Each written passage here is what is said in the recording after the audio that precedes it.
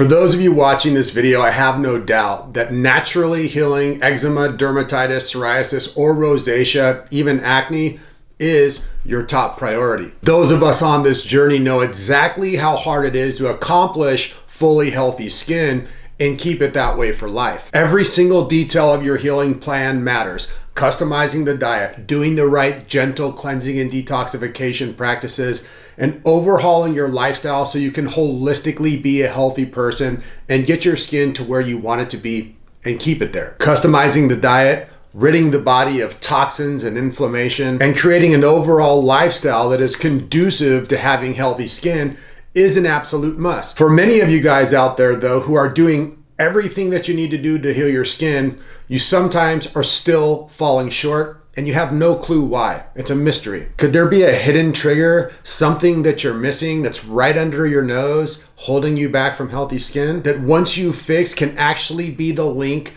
to you achieving the healthy skin that you want and deserve? The answer is yes. In today's video, I'm gonna go over a major hidden skin trigger that most people overlook. One that, despite doing everything right, held back 2 of my clients, and once we removed this trigger, both of their skin health and their hormonal health rapidly improved. They literally made no other adjustments. They found out what this trigger is. They removed what was getting that trigger into their body, and boom, rapidly, skin got better, hormones got better, digestion got better. In today's video, you can expect to learn what that hidden trigger is and how to eliminate it from all the different sources that it comes from, rapidly and easily. So for those of you who are new to this channel, welcome. My name is Rob Stewart. I've been a skin health, eczema, dermatitis, psoriasis, and rosacea focused coach for over a decade. I've worked with over 2,600 clients, and I myself used to be covered in eczema, psoriasis, and dermatitis, and I've been skin healthy, hormone healthy for over a decade, going on almost 13 years now. I've dedicated my life to helping people naturally heal eczema, dermatitis, psoriasis, and rosacea, and all sorts of immune-related skin health issues. Welcome to the channel. Remember to subscribe and share if this type of information is helping you. So client number 1, his name was Michael. And I gotta tell you what, Michael was one of the hardest working, most disciplined clients I have ever worked with. He was a businessman, he was in his 50s, and he literally did everything right. During his private coaching, we did a really good job customizing his diet, and he was really consistent with that. We also went through all of the gentle cleansing and detoxification processes, and his body was fully flushed out as much as it possibly could be. He was also someone who took his healing to the next level with his lifestyle. He did stress management, he did meditation, he did sauna, he did cold exposure, he ran sprints, he did cardio, he worked out, he did yoga, he managed his stress, he had really healthy relationships. So on paper, you could see that Mike was doing every single thing that someone looking to heal their skin and their hormones could possibly do. Here's the problem though. Mike came to me to get help with psoriasis and eczema and ED. So hormonal problems and skin health issues. And despite doing every single thing right, nothing was happening. 6 months goes by, nothing's happening. 8 months goes by, nothing's happening. He was getting into better shape. He had lost a lot of weight, but in terms of the skin health and the ED, we were shooting blanks, no pun intended. Then one day during one of our consults, I asked Mike about something that we were supposed to cover in month 1 that he kind of dropped the ball on. And this is something that a lot of people don't even realize can have a major impact on your skin health. As I said, Mike was a big time athletic guy. He loved the gym, he loved working out, and almost all of the clothes that he was wearing, including his underwear, including his socks, was infested with microplastics. It was polyester, it was all sorts of stretchy plastic-based fibers, nothing natural. Little did he know that because of those microplastics in his clothing, his dermis was allowing those microplastics to leach into his bloodstream day after day after day after day, month after month. Microplastics are a major skin health and hormonal trigger. They're an endocrine disruptor, they're a mitochondrial disruptor, they're a digestion disruptor, they're a brain health disruptor, and they're a circulatory system disruptor. All of those deep systems of the body are the exact systems that we're looking to heal to be a part of the root issue of healing eczema, dermatitis, psoriasis, and ED. And if those things are filled with inflammatory causing toxins that damage the endocrine system, healing the hormones in the skin is just not going to happen. So here's what we did. Mike dedicated himself to getting all natural fibers with his bedding, with his blankets, with his underwear, with his socks, with his clothing, with his bed sheets, with his towels. He went all in. He got things like alpaca, wool, 100% organic cotton, linen, bamboo. He replaced all of his sports gear. He replaced all of his lounging wear. He replaced everything. He went all in, like I said. And here's what happened. His skin started actually rapidly healing.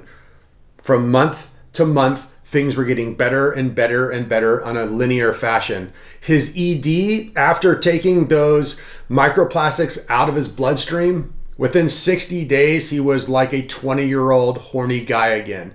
He was having full salutes and the ED was completely gone. We didn't change any other aspect of his healing plan. All we did is take away the microplastics from his clothing, and it allowed the diet, it allowed the cleansing, and it allowed the lifestyle to finally work. One of the funny things that Mike says all the time is, hey, my gym shorts gave me eczema and ED, and he was kind of right. Client number 2's name is Barbara, and Barbara was very much like Mike. She was more laid back. She wasn't as intense with her healing process, but she was ultra consistent.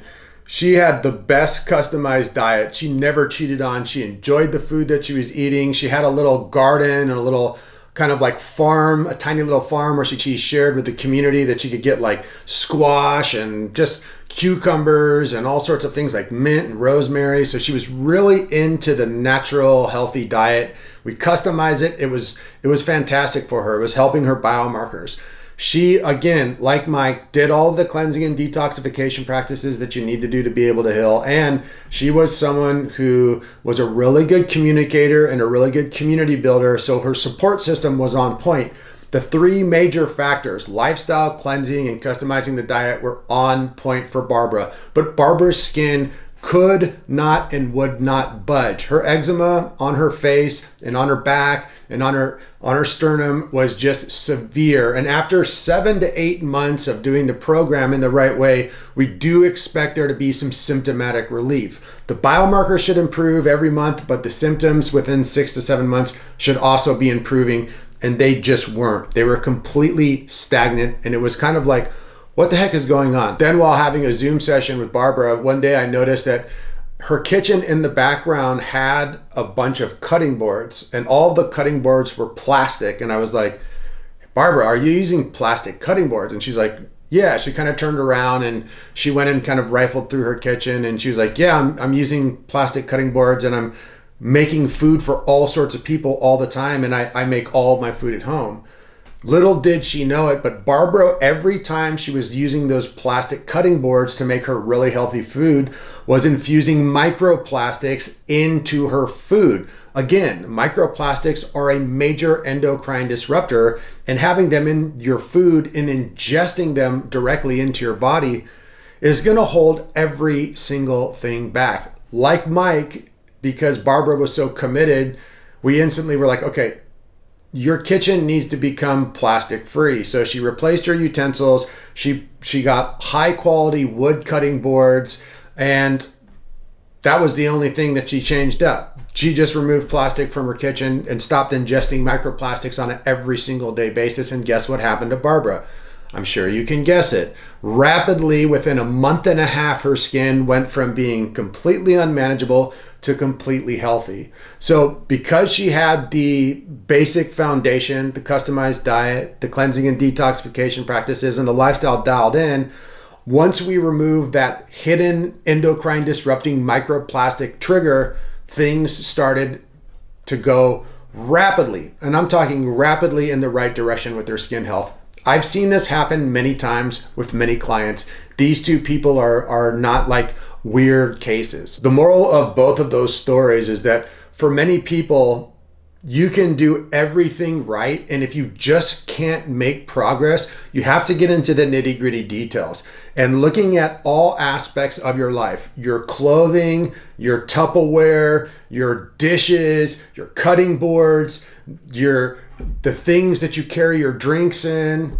If you're unknowingly leaching microplastics into your body from any of those sources, it can absolutely destroy your endocrine system and hold you back from healing the skin. Now, I'm not going to sit here and try to scare you guys or be an alarmist, because I do have plenty of clients who all that they do is the foundational work, and they still wear stuff with microplastics in it. They still drink out of plastic bottles. Maybe even some of them have plastic cutting boards, probably not that.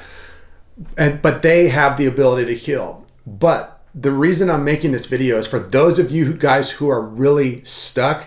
You might have to go that extra mile and go into that extra detail to remove these hidden triggers.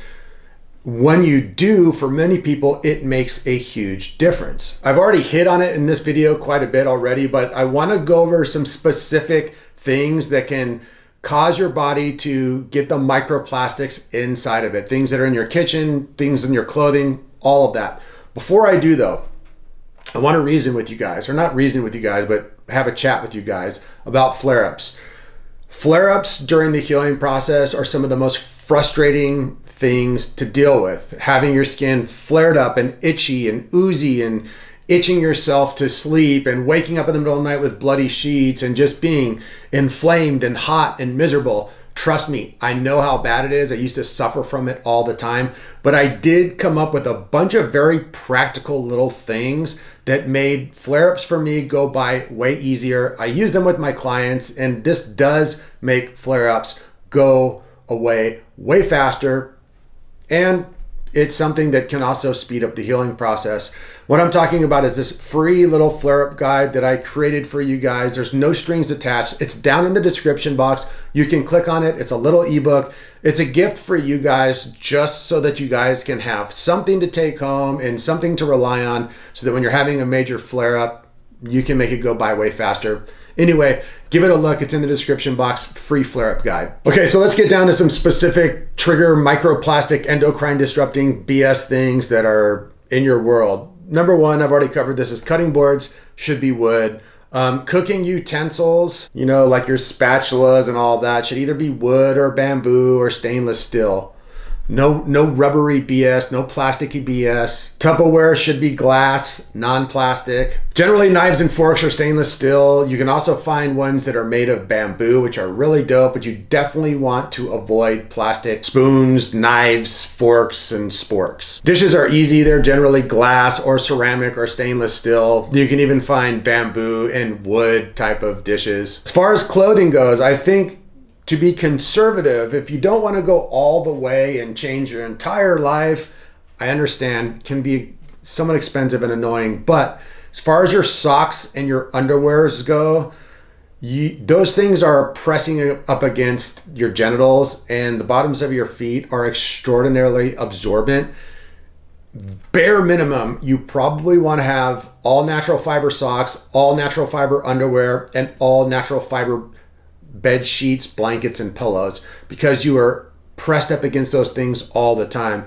I try to get all of my clothing and anything that touches my body and anything in my house to be natural fibers, period. I know this might seem like a lot, but as I mentioned earlier in the video, if you're already doing all the really challenging work of creating a new lifestyle and you're in flow and rhythm with that, honestly, changing out your dishware and your cutting boards and some of your clothing is really, really, really easy, kind of fun, because you get to get some new stuff. So conservatively, there's no downside to getting rid of microplastics at all. Zero downside, and the upside could be immeasurable. Also, keep in mind, I do have to reiterate this part because I think there's the possibility that someone might watch this video and take away from it, if I just take away the microplastics, then everything is going to be perfectly fine and I'm going to cure ED and cure my skin disease and cure my digestion issues. Most likely that's not going to happen. The reason why both Mike and Barbara and all of my clients and myself have success is not just because we have a toxic-free lifestyle, or as close to a toxic-free lifestyle as we can with our clothes and our cutting boards, it's because we do the foundational practices. The foundational practices set the tone for everything, and they really do have to be done.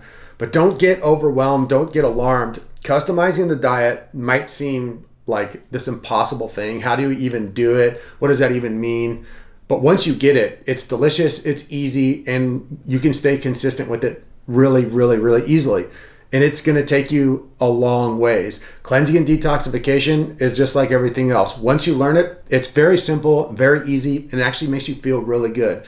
Adjusting your lifestyle is probably the hardest part. But again, once you get into the flow of it, because it's actually fun and actually makes you feel really good, it becomes addictive and awesome as well.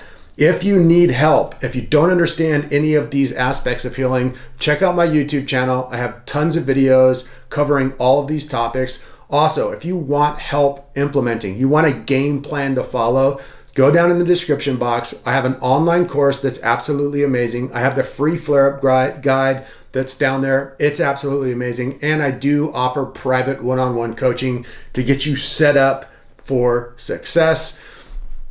That's going to be it for today, guys.